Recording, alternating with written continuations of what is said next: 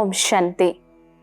ETV life ఆధ్యాత్మిక channel ప్రేక్షకులకి స్వాగతం. మానస కార్యక్రమానికి సుస్వాగతం. నిజంగా భగవంతుడు అంటే అందరికీ చాలా ప్రేమ, ప్రీతి. ఎందుకంటే అనేక రకాలైనటువంటి ప్రాప్తుల్ని ఇచ్చేటువంటి వాడు. మరి ఆ భగవంతుణ్ణి తెలుసుకోవడానికి, భగవంతునితో మన మనస్సుని ముడిపెట్టి ఆయన సాన్నిధ్యాన్ని మనం అనుభూతి చెందడానికి మాయ అనేది అడ్డుపడుతూ ఉంటుంది. మన మనస్సులో ఎప్పటి నుంచో దాగి ఉన్నటువంటి అనేక రకాలైనటువంటి బలహీనతలు, అవగుణాలు అడ్డుపడుతూ ఉంటాయి. సో ఆ మాయ అంటే ఏంటో తెలుసుకొని ఆ మాయని ఎలా అధిగమించి మాయాజీత్గా ఎలా అవ్వాలి అనేది ఇప్పుడు శ్రీమద్ భగవద్గీత ప్రకారం చూద్దాము. ఎందుకంటే ఈరోజు ప్రపంచము ఎంతో రంగురంగులుగా, ఎంతో ఆకర్షణీయంగా, ఇదే శాశ్వతము అన్నట్టుగా మన మనస్సుకి కనిపిస్తూ ఉంది కదా. కానీ ఈ ప్రపంచానికి కూడా నిరంతరం పరివర్తన అయ్యేటువంటి గుణం ఉంది అన్న విషయాన్ని మనం మర్చిపోతూ ఉన్నాము.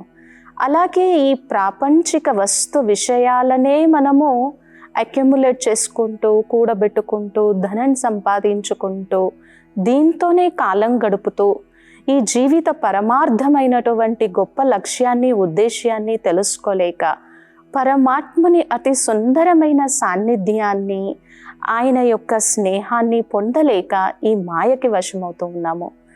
ఆ మాయ ఎందుకు మనలో ప్రవేశిస్తుంది, దాన్ని ఎలా అధిగమించాలి? ఈరోజు చూడండి, ఉదాహరణ కోసము ఒకప్పుడు ఎంతో ధర్మంగా, సత్యంగా, పరోపకార బుద్ధితో ఉండేవారు కదా. ఆస్తులు 7 తరాలకు సంపాదించాలి, 10 తరాలకు సంపాదించాలి అనేటువంటి భావన లేకుండా పరోపకార భావనతో విశ్వ కళ్యాణ కార్యంలో దాన్ని చక్కగా ఉపయోగించేవారు. కానీ ఈరోజు మనస్సులో ఏదో ఒక ఇన్సెక్యూరిటీ, ఒక ఎంప్టీనెస్ ఫామ్ అయ్యి ఎన్నో కోట్లు సంపాదిస్తున్నాము, కానీ అవి మనతో పాటు తీసుకొని వెళ్ళము అని మనకి తెలుసు. దాన్నే ఎలా చెప్తారు అంటే, తల్లి గర్భము నుండి ధనము తేడెవ్వడు, వెళ్ళిపోయేడి నాడు వెంటరాదు, లక్షాధికారైన లవణమన్నమే గాని మెరుగు బంగారము మృంగబోడు, విత్త మార్చన చేసి విర్ర వీగుట కాని కూడబెట్టిన సొమ్ము కుడవబోడు, పొందుగా మరుగైన భూమి లోపల పెట్టి దాన ధర్మము లేక దాచి చివరికి దొంగలకిత్తురో దొరలకవునో తేనె జుంటీగలియరా తెరువరలకు. ఈ చిన్ననాటి స్కూల్లో మనం చదువుకున్నటువంటి ఈ పద్యాలన్నీ ఒక్కసారి గుర్తు తెచ్చుకుంటే మన మనస్సులో ఎప్పటి నుంచో ఉన్నటువంటి ఈ మాయని అధిగమించడానికి మనకు ఒక మోటివేషన్ అనండి, ఒక ఇన్స్పిరేషన్ అనండి, ఒక ఎనర్జీ అనండి మనకి లభిస్తుంది.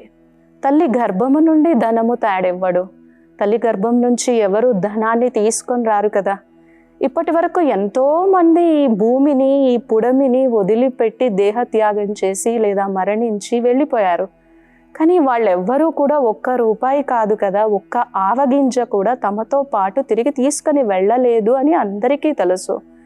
మరి లక్షాధికారైన లవణమన్నమే, ఎన్ని కోట్లు ఉన్నప్పటికీ కూడా ఈ పొట్టకి ఎంత కావాలో అంతే స్వీకరించాలి. లేకపోతే డైజెషన్ ప్రాబ్లమ్స్ వస్తాయి, ఒబెసిటీ ఇష్యూస్ వస్తాయి, హెల్త్ ఇష్యూస్ వస్తాయి కదా.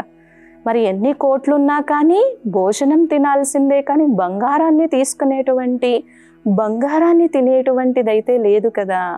మరి విత్త మార్చన చేసి నాకు ఇన్ని కోట్లు ఉన్నాయి, నాకు ఇన్ని ఆస్తులు ఉన్నాయి, నాకు ఇన్ని సంపాదనలు ఉన్నాయి అని మన మనస్సుని మాయ ఎలా భ్రమింపచేస్తుంది, ఎంత ఆకర్షితం చేస్తుంది అనేది ఇది స్పష్టంగా చెప్తూ ఉంది. మరి తేనెటీగలన్నీ ఆ తేనెనంతా తీసుకొచ్చి ఒక చోట పెట్టి చివరికి ఎవరో దాన్ని దోచుకొని వెళ్ళిపోయినట్టుగా మనము కూడా దాన ధర్మము లేక దాచి చివరికి అది ట్యాక్స్ పాలవుతుందో, దొంగల పాలవుతుందో, అగ్ని పాలవుతుందో, మట్టి పాలవుతుందో కూడా తెలియదు. మరి మన మనస్సుని ఈ మాయ, ఈ ప్రాపంచిక ఆకర్షణ అలా కప్పేస్తుంది. ఎప్పుడైతే ఈ మాయ అనేది ఉండదో అప్పుడు మనం ఏం చేస్తాము, ధనము సంపాదించొద్దు అని వేదము కానీ శాస్త్రము కానీ ఎప్పుడూ చెప్పదు. సనాతన ధర్మం అంత గొప్పది. మనం ధనం సంపాదించకపోతే మన కుటుంబ బాధ్యతలని మనం ఎలా నిర్వహిస్తాము? ధనము కావాలి, కానీ ఎంత కావాలి, ఎలా కావాలి, ధర్మం ప్రకారంగా ఎలా సంపాదించాలి అని మన మనస్సులో ఒక ఐడియా, ఒక ప్లానింగ్ ఉంటుంది. కానీ ఈ ప్రాపంచిక ఆకర్షణలకి, మాయకి వశమైపోయామంటే మాత్రము మనం ఎంత సంపాదిస్తున్నామో, అది ఏ విధంగా వస్తుందో కూడా తెలియదు. అంటే ఈ మాయ మన మనస్సుని అలా మభ్యపెడుతుంది, అలా ఆకర్షితం చేస్తుంది. ఇక చివరికి దాన్ని సంపాదిస్తూ దాని చింతనలోనే మనం శరీరాన్ని వదిలిపెడితే అదే సంస్కారాన్ని తీసుకుని వెళ్తాము. మరి ధనం స్థూలమైనది కదా, అది మనకెప్పుడూ సంతృప్తిని ఇవ్వదు. మరి ఇటువంటి మాయ తొలగిపోవాలి అనంటే భగవంతుని సాన్నిధ్యాన్ని కోరుకోవాలి, భగవంతుని ఛత్రఛాయని కోరుకోవాలి. ఆయనని మనం అడగాలి, హే తండ్రి, పరంపిత పరమాత్మ, ఈ మానవ జన్మలోకి వచ్చింది, నేను దీన్ని సార్థకతం చేసుకోవడానికి నా మనస్సుకి ఎన్నో జన్మల నుంచి అడ్డుపడుతూ ఉన్నటువంటి ఈ అధర్మపూరితమైనటువంటి ఈ మాయని వదిలిపెట్టి నేను నీ సాన్నిధ్యాన్ని పొందాలి అని మనం ఎప్పుడైతే కోరుకుంటామో అప్పుడు దీన్ని మనం అధిగమించడానికి అవకాశం ఉంటుంది. లేకపోతే ఇక అదే ఆలోచనలో ఉండిపోతాం. అది మన వెంట రాదు అని తెలిసినప్పటికీ కూడా అది ఎంత మనల్ని ఆకర్షితం చేస్తుంది కదా, ఇదే మాయా. తరువాత మనకి భగవద్గీతలో 2వ అధ్యాయంలో చాలా చక్కటి శ్లోకం ఉంటుంది. నాసతో విద్యతే భావో నా భావో విద్యతే సతః. అంటే అసత్యమైనటువంటి దానికి ఎప్పుడూ శాశ్వతమైనటువంటి ఉనికి లేదు, శాశ్వతమైనటువంటి దానికి ఎప్పుడూ మరణం అనేది ఉండదు, అది స్థిరమైనటువంటిది. అది పరమాత్మ మనకి తెలియచేస్తున్నారు. మరి ఏది శాశ్వతం, ఏది అశాశ్వతము అనేది ఇక్కడ మనం బాగా తెలుసుకోవాలి. నా అసతో విద్యతే భావో నా భావో విద్యతే సతః ఉభయోరపి దృష్ట్యోన్త్వః త్వనయోస్తతత్వదర్శిభిః. ఎవరైనా కాస్తో కూస్తో ఈ ఫిలాసఫికల్ నాలెడ్జ్ని, డివైన్ నాలెడ్జ్ని తెలుసుకుంటారో, ఏది అసత్యమో దాన్ని గుర్తిస్తారో, ఆ సత్యాసత్య విచక్షణతో కూడినటువంటి వివేక బుద్ధిని కలిగి ఉంటారు కదా. మన కంటికి కనిపిస్తుంది ఈ శరీరం, ఈ శరీరానికి మనం గౌరవాన్ని ఇవ్వాలి, ఈ శరీరాన్ని చాలా చక్కగా కాపాడుకోవాలి, ఈ శరీరాన్ని చాలా ఆరోగ్యంగా చేసుకోవాలి. కానీ ఈరోజు ఏమైపోయింది, స్వయం మనం ఎవరమో తెలుసుకోలేకపోవడం వలన దీని ఆకర్షణలోకి వెళ్ళిపోతున్నాము. ఒకప్పుడు ఎంత దేవీ దేవతలు కానీ ఎంత సుందరంగా, చాలా సుందరంగా శోభాయమానంగా ఉండేవారు కదా. సో మన ఇండియాలో, ముఖ్యంగా భారతదేశంలో ఎక్కడ బ్యూటీ పార్లర్లు అవి లేనే లేవు. చాలా న్యాచురల్ బ్యూటీ ఉంటుంది. ఎందుకంత న్యాచురల్ బ్యూటీ ఉంటుంది అంటే వాళ్ళ లోపల ఉన్నటువంటి ఆ పవిత్రతా శక్తితో కూడినటువంటి సౌందర్యం అనండి, దైవీ గుణాల యొక్క సౌందర్యం అనండి, ఆంతరంగిక మనస్సులో దాగి ఉన్నటువంటి గుణాల సౌందర్యం అనండి, అది అసలైనటువంటి సౌందర్యం, ఆ ఇంటర్నల్ బ్యూటీ. ఎందుకంటే సత్యం ఏంటో తెలుసుకోలేకపోవడం వలన ఈ దేహం యొక్క ఆకర్షణలోకి, భ్రమలోకి పడిపోతూ ఉన్నామన్నమాట.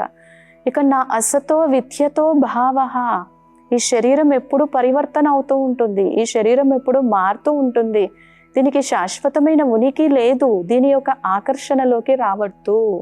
Body is not a object of desire, body is the instrument for the great upliftment.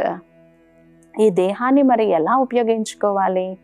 మన మనస్సులో ఆ మాయ ఉంటే మనం ఇలా మోహితమైపోతాము, ఆకర్షితమైపోతాము.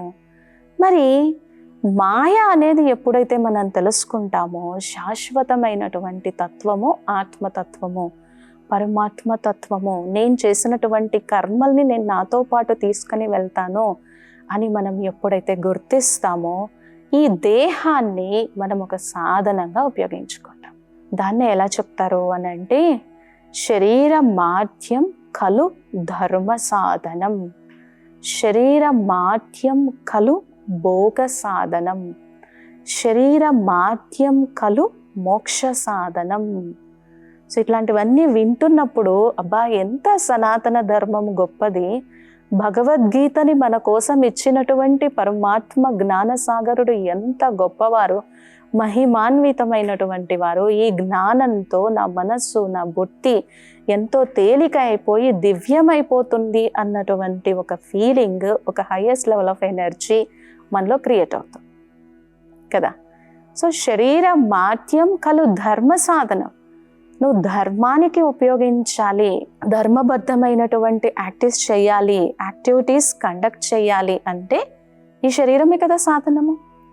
అలాగే నేనెవరో తెలుసుకొని ఈ శరీరం కాదు అని గుర్తించి ఈ శరీరాన్ని నడిపించేటువంటి చైతన్యమైనటువంటి దివ్య శక్తి ఆత్మను, పరమాత్మ యొక్క దివ్య సంతానాన్ని అని తెలుసుకొని ఆ పరంధామానికి మళ్ళీ తిరిగి వెళ్ళేటువంటి ముక్తి లేదా మోక్షం అనగా దుఃఖము అశాంతి నుంచి ముక్తిని పొందడానికి కూడా ఈ శరీరమే ఒక సాధనం అని మనం అర్థం చేసుకుంటాం. అదే మాయకి వశమైపోయామనుకోండి, ఈ శరీరం ఏంటి ఇంకా భోగ విలాసానికి ఉపయోగపడుతుంది, లేదా క్షణకాలికమైనటువంటి వాటికే మనం ఉపయోగిస్తాం. కానీ దీన్ని ఎంత గ్రేట్ డివైన్ ఇన్స్ట్రుమెంట్గా ఉపయోగించుకోవాలో ఉపయోగించుకోలేమన్నమాట. ఇందాక ధనం విషయం వచ్చినప్పుడు లోభం రూపం లోపల మాయ మన మనస్సుని అడ్డు పెట్టుకుంటుంది. ఇక్కడ ఆకర్షణ రూపంలో మన మనస్సుని ఈ మాయ అడ్డు పెడుతుంది. ఇంకొకసారి ఏంటి, దైవము ఉన్నది అని తెలుసు, మనం చేసేటువంటి తప్పొప్పులకి కాలక్రమేణగా మనం మళ్ళీ తిరిగి వాటి యొక్క ఫలితాన్ని, కర్మ ఫలితాన్ని, కర్మ భోగాన్ని అనుభవించాల్సి వస్తుంది అని కూడా తెలుసు. కానీ కొన్నిసార్లు ఈ మనస్సు మాయకి వశమైనప్పుడు, లేదా పంచ వికారాలైనటువంటి కామ, క్రోధ, లోభ, మోహ, అహంకారానికి వశమైనప్పుడు, మనమెవరమో మర్చిపోయినప్పుడు, మనం తెలియకుండానే తప్పులు చేస్తూ, పాపాలు చేస్తూ, అధర్మం చేస్తూ ఎవరు చూడొచ్చారులే అని అనుకుంటుంది ఈ మాయకి వశమైనటువంటి మనస్సు. అప్పుడేం చేస్తాం, తప్పు చేస్తాం, పాపం చేస్తాం, తర్వాత పశ్చాత్తాపడతాం. కానీ ఒక్క విషయాన్ని ఇక్కడ మన మనస్సు మాయని అధిగమిస్తే, మాయ అంటే ఏంటో తెలుసుకుంటే, భగవంతుని యొక్క కెమెరాలో అన్నీ రికార్డ్ అవుతున్నాయి. 1000 కళ్ళు కాదు, 1,00,000 కళ్ళు వేసుకొని పరమాత్మ ప్రతి నిత్యం ప్రతి క్షణం మనల్ని గమనిస్తూనే ఉన్నారు అని మనమే అర్థమవుతుంది. అప్పుడు ఇంకెక్కడ పాపం చేస్తాం? భగవంతుని తెలుసుకున్న తర్వాత ఇంకా పాపం చెయ్యం, వికర్మలు చెయ్యం, దుఃఖానికి కారణమైనటువంటి వీటిని చెయ్యము. భగవంతుని కెమెరాలో అన్నీ రికార్డ్ అవుతున్నాయి అనుకున్నప్పుడు ఇక మన దినచర్య ఎలా ఉంటుంది, మన వ్యక్తిత్వం ఎలా ఉంటుంది, మనం చేసేటువంటి కర్మలు ఎంత ఫస్ట్ క్లాస్గా ఉంటాయి కదా. ఈ మాయ కారణంగా మన మనస్సు ఎంత బలహీన పడిపోతుంది, తద్వారా నిర్ణయాత్మకమైనటువంటి శక్తిని కూడా మనం ఈ విధంగా కోల్పోతూ ఉన్నాము. సో ఇలా మాయ అంటే మన మనస్సులో ఉన్నటువంటి బలహీనతలే. అయితే ఎందుకు మనం వీటి కోసం ఇంత ఆలోచించాలి అని అంటే, పరమాత్మ ఏం చెప్తారు అంటే, ఒక్క బలహీనతే కదా అని అనుకుంటే, ఆ ఒక్క బలహీనత, ఆ ఒక్క ఎడిక్షన్, ఆ ఒక్క వీక్నెస్ మనలో ఉన్నటువంటి ఎన్నో రకాల విశేషతలను పాడు చేస్తుంది, లేదా నాశనం చేస్తుంది, లేదా వాటిని పైకి రానివ్వకుండా చేస్తుంది. అలాగే ఒక్క తప్పే కదా, ఒక్క పొరపాటే కదా నేను చేస్తుంది అనుకుంటే, అది ఇంకా ఎన్నో పొరపాట్లు చేయడానికి కారణమవుతుంది. కాబట్టి ఒక్క బలహీనత మనలో ఉన్నటువంటి ఎన్నో రకాల గొప్ప విశేషతలని పాడు చేస్తున్నప్పుడు దాన్ని ఏంటో మనం గుర్తించాలి. మరి ఈ విధంగా మాయ అనేది మన మనస్సుని అడ్డు పెట్టుకుంటుంది. తరువాత మిత్ర సంబంధీకులు మన జీవితంలో చాలా అవసరము, బంధువులు చాలా అవసరము, అందరితోనూ సన్నిహితంగా మెలగడం కూడా చాలా అవసరం. కానీ నేను గొప్ప, నా స్టేటస్ ఏంటి, నా పొజిషన్ ఏంటి, నా లెవెల్ ఏంటి అని ఈ మనస్సులో మాయ అహంకారం రూపంలో వచ్చేస్తుంది. ఎప్పుడైతే అహంకార రూపంలో మాయ వస్తుందో, ఇక మన చుట్టూ ఎవరున్నారు, మనం ఎవరితో మాట్లాడుతున్నాము, మన స్థితిగతులు ఎలా ఉన్నాయి, మన నోటి నుంచి ఎలాంటి మాటలు వస్తున్నాయి, నేను ఎలా ప్రవర్తిస్తున్నాను అన్న విషయాన్ని కూడా మనం మర్చిపోతాం. సో ఈ అహంకారానికి వశమైపోయి ఎన్నో రకాల తప్పులు కూడా చేస్తూ ఉంటాం. కాబట్టి ఈ విధంగా లోభం రూపంలో, అహంకారం రూపంలో ఈ మనస్సుని మాయ కమ్మివేస్తూ ఉంటుంది. మరి ఎలాగ మనం ఈ మాయ కోసం తెలుసుకోవాలి? ఈ ప్రాపంచిక వస్తు విషయాల యొక్క ఆకర్షణలో మన మనస్సుని పడేసి ఈ లోకం ఇదే సత్యము, ఇదే శాశ్వతము అనేలాగా మన మనస్సుని చేసి మన కోసం మనం టైం ఇచ్చుకోలేకుండా, భగవంతుని సాన్నిధ్యాన్ని పొందకుండా ఈ మాయ అడ్డుపడుతూ ఉంటుంది కదా. సో ఇంకా కొన్నిసార్లు ఎవరితో అయినా సరే చాలా ఎక్కువ అటాచ్మెంట్ పెట్టుకున్నాం అనుకోండి, దుఃఖం తప్పదు. ఎందుకంటే చాలా టూ మచ్ అటాచ్మెంట్, ఎవరితో అయినా హద్దు మీరి మనం ఉన్నాము, వీళ్ళే నాకు కావాలి, వీళ్ళే నాకు శాశ్వతము అని అనుకున్నప్పుడు, అది వస్తువైనా సరే, వైభవమైనా సరే, వ్యక్తి అయినా సరే, ఏదైనా సరే, ధనమైనా సరే, అలా టూ మచ్ అటాచ్మెంట్ మోహానికి గురి అయినప్పుడు, మోహానికి వశమైనప్పుడు, ఆ వ్యక్తి కోల్పోయినా, ఆ వస్తువు చేజారిపోయినా, ఆ వైభవం మన నుంచి తొలగిపోయినా, ఆ ధనం చేజారిపోయినా ఎంత దుఃఖం కలుగుతుంది. ఆ మోహం ఎంత దుఃఖాన్ని ఇస్తుంది, అటాచ్మెంట్ ఎంత దుఃఖాన్ని ఇస్తుంది. కానీ ఆ విషయాన్ని కూడా మర్చిపోయేలాగా, విస్మృతి చెందేలాగా ఈ మాయ మనల్ని చేస్తూ ఉంటుంది కదా. ఎవరితో అయినా మనం టూ మచ్ అటాచ్మెంట్ ఉండద్దు, టూ మచ్ డిటాచ్మెంట్ ఉండద్దు. ఎవరితో ఎంతవరకు సన్నిహితంగా ఉండాలో అంతవరకు సన్నిహితంగా మన హద్దుల్లో ఉండి మాట్లాడినా, మన హద్దుల్లో ఉండి ప్రవర్తిస్తే అది చాలా సుఖదాయకమైనటువంటిది.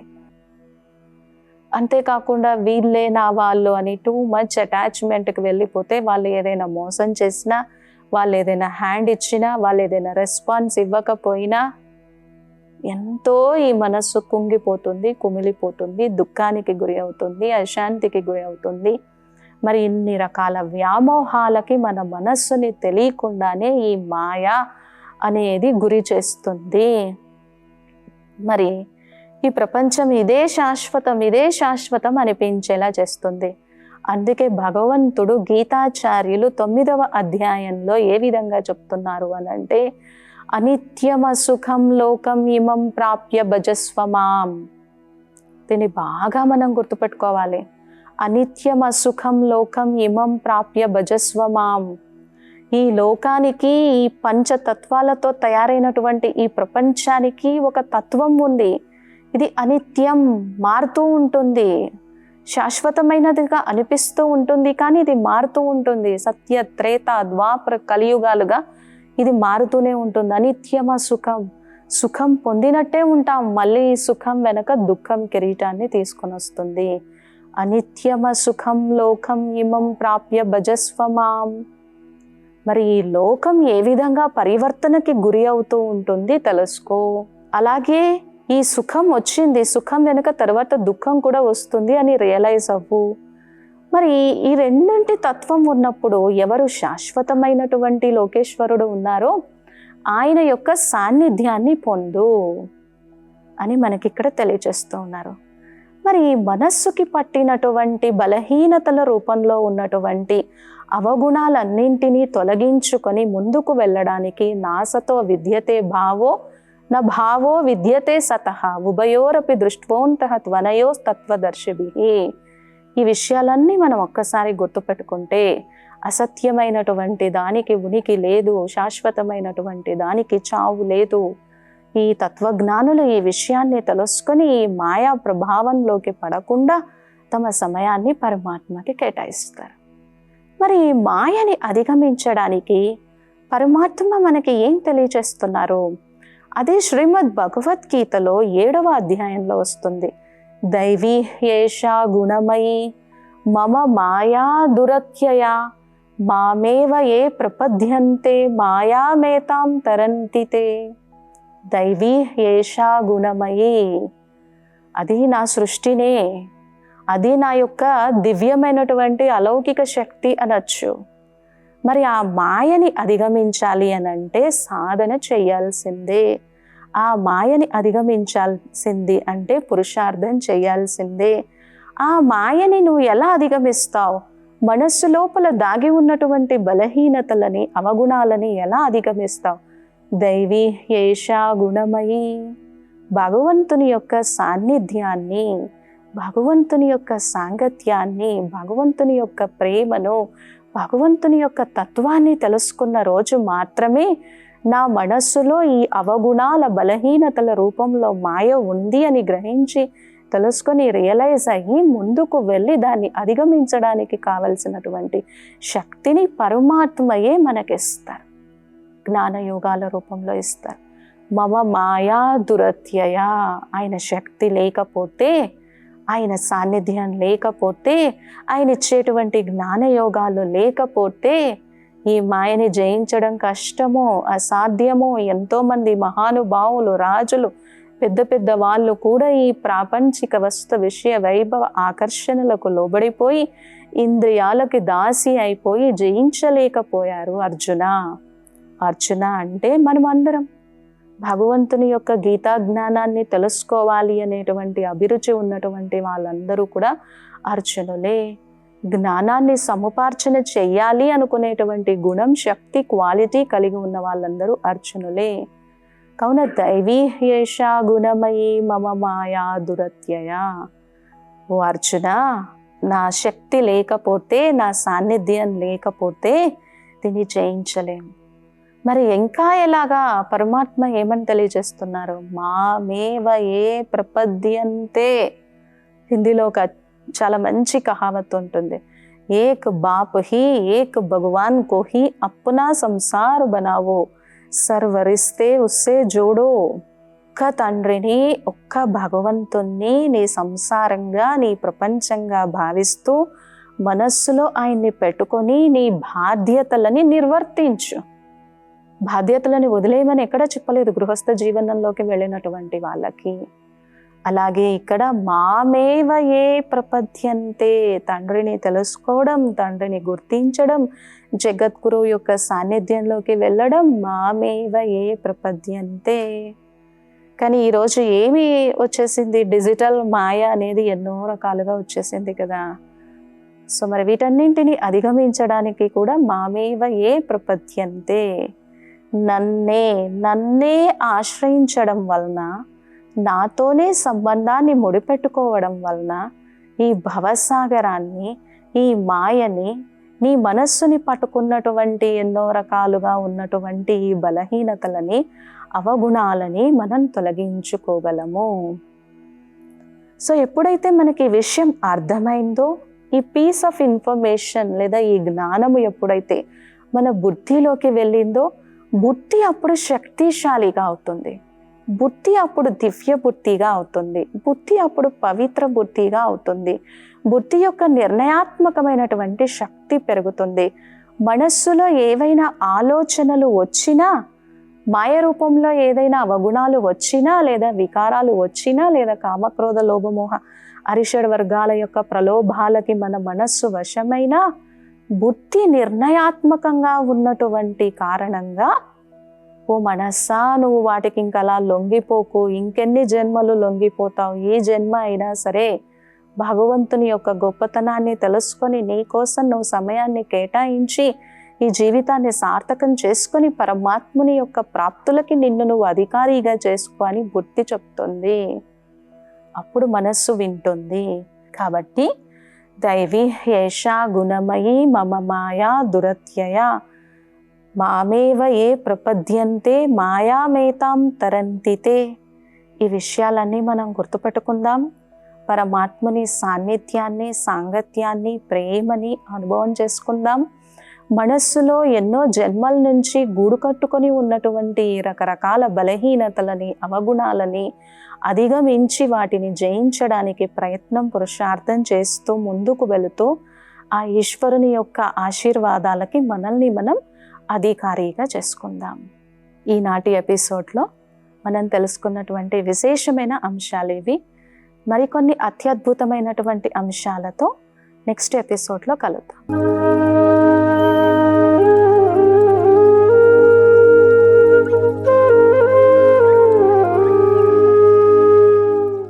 ఈ కార్యక్రమాన్ని తిరిగి చూడాలనుకుంటే www.youtube.com/@ETV Life Spiritual లో చూడవచ్చు.